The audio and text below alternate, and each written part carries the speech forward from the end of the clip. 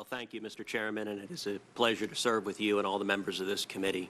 I want to begin by thanking each of the distinguished witnesses who have come here today. Thank you for taking your time. In particular, I want to thank you, Captain Kelly, for your service to this country and for your wife's extraordinary journey for her coming here. Congresswoman Giffords has been lifted up in prayer by millions of Americans, and her heroic recovery is inspirational. And please know that you and your family will continue in our prayers in the years to come. My wife and I have two little girls. They're 4 and 2. I think no parent, and in particular no parent of young children, could watch what happened in Newtown without being utterly horrified at the depravity of a deranged criminal who would senselessly murder 20 young children at an elementary school. Unfortunately, in Washington, emotion, I think, often leads to bad policies. When a tragedy occurs, often this body rushes to act, and at times it seems the considerations of this body operate in a fact-free zone. I will suggest a philosophy that I think should guide this body in assessing gun violence. And then I would like to highlight and ask a few questions on a couple of points that I think are particularly salient to addressing this issue. The philosophy I would suggest makes sense is that we should be vigorous and unrelenting in working to prevent, to deter, and to punish violent criminals. I've spent a substantial portion of my professional life working in law enforcement. And the tragedies that are inflicted on innocent Americans every day by criminals are heartbreaking, and we need to do more to prevent them. At the same time, I think we should remain vigilant in protecting the constitutional rights of law-abiding citizens. And I think far too often the approaches that have been suggested by this Congress to the issue of gun violence restrict the liberties of law-abiding citizens rather than targeting the violent criminals that we should be targeting. And I would point out that I hope some of the passion we have seen from members of this committee with respect to the need to prevent violent crime will be reflected equally should we find ourselves in a judicial confirmation hearing with a judicial nominee who has a record of abusing the exclusionary rule to exclude evidence that results in a violent criminal walking free and being able to commit yet another crime. I hope we see exactly the same passion devoted to assessing whether judicial nominees will enforce our criminal laws and not frustrate the administration of justice. 3 points I think are particularly salient. The first is, in my judgment, the proposed assault weapons ban is a singularly ineffective piece of legislation. I was having a conversation recently with a loved one in my family who asked a very reasonable question. She said, "Why do regular people need machine guns?" And you know, one of the things that happens in this debate is the phrase assault weapons ban gets a lot of people really concerned, and they assume, much like the phrase military-style weapons, that we're talking about ordinary citizens running around with M16s and Uzis that are fully automatic. Fully automatic machine guns are already functionally illegal. Ordinary citizens cannot own them absent very, very heavy regulation. This entire discussion does not concern machine guns, and yet I would venture to say a large percentage of Americans do not understand that. I want to begin by talking about the assault weapons ban as it was enforced before, and I would ask for slide number 1.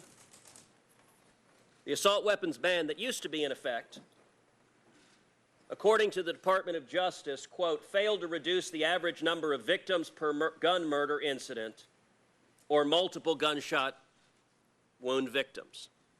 Now, that is the assessment of the United States Department of Justice, and that is in 1994. That was the Janet Reno Department of Justice under President Clinton that said the assault weapons ban was singularly ineffective. If we could move to the second slide.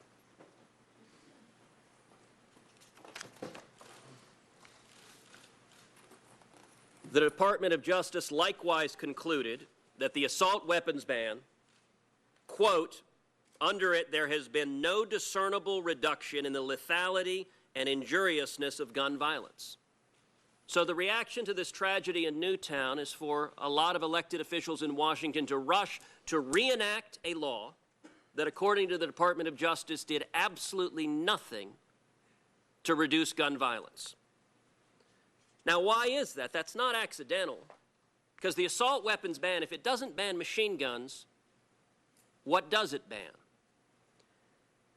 And what it bans, I would suggest to you, are scary-looking guns. If we could move to slide 3.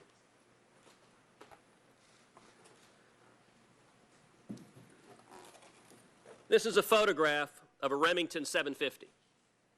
It is one of the most popular hunting rifles in America. This rifle would be entirely legal under this so-called assault weapons ban. Now, I have a question for you, Mr. LaPierre. Functionally, in terms of the operation of this firearm, this is a semi-automatic firearm. You pull the trigger once, one bullet comes out. Is the operational firing mechanism in this firearm materially different from the so-called assault weapons ban that this bill is targeted at? No, it's not. Now, what the assault weapons ban instead targets are cosmetic features. So, for example, I am holding in my hand a pistol grip. Under this proposed legislation, if this piece of plastic, this pistol grip, were attached to this rifle, it would suddenly become a banned assault weapon. Now, I would ask you, Mr. LaPierre, are you aware of any evidence to suggest that attaching a piece of plastic to this rifle would make it in any way whatsoever even slightly more dangerous? No, that's the problem with the whole bill that Senator Feinstein introduced is it's based on falsehoods to people that do not understand firearms, to convince them that the performance characteristics of guns that they are trying to ban through that bill are different than the performance characteristics that they're not trying to ban. They make bigger holes, they're rapid fire, they spray bullets, they're more powerful, they're heavy armor. All of that is simply not true. I mean, the AR-15 that people uses a .223, and I hear in the media all the time, and people say, well, no deer hunter would use something that powerful.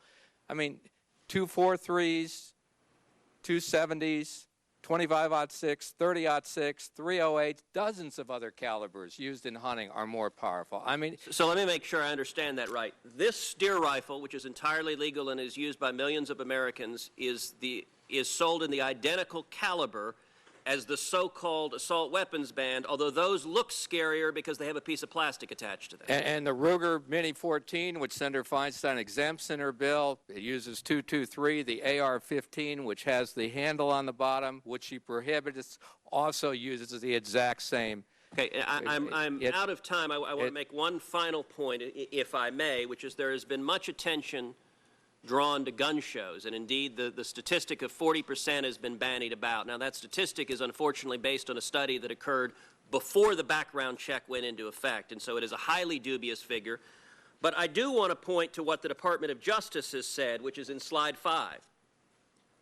The Department of Justice has said that firearms used in crimes, 1.9% of those firearms come from gun shows. So again, in response to this crime, this body does not act to enact anti-crime legislation to prevent violent crimes. Instead, it targets 1.9% of the guns, and a substantial portion of those guns were sold by licensed firearms dealers who already conduct a background check. So even that 1.9%, a substantial portion, are already subject to a background check. Your testimony here today was in some tension with what I have heard from police officers serving on the ground in the state of Texas, namely that your testimony, as I understand it, was that in your judgment, stricter gun control laws would prove effective in limiting crime. And the data I have seen suggests that the evidence does not support it. If one looks in the District of Columbia, which had the strictest gun control laws in the country and banned firearms, we saw that when the ban was implemented in 1976, there were fewer than 200 homicides. That rose to over 350 in 1988 and to over 450 in 1993. That pattern is reflected across major urban centers, those urban centers that have the strictest gun bans. For example, the city of Chicago unfortunately suffers from, according to the latest statistics, 15.9 murders per 100,000 citizens. Your city, the city of Baltimore, has 31.3 murders per 100,000 citizens. That contrasts with other major urban areas, such as my hometown of Houston, which does not have strict gun control laws like the jurisdictions I was talking about, that has a murder rate of 9.2 per 100,000, one-third of Baltimore's. And in fact, the city of Austin, our capital, has a murder rate of 3.5 per 100,000, one-tenth that of Baltimore. And so my question to you is, in light of the evidence, what empirical data supports your contention that restricting the rights of law-abiding citizens to possess firearms would decrease crime rather than making them more vulnerable to violent criminals, which is what I would suggest the data indicates has happened when it's been done?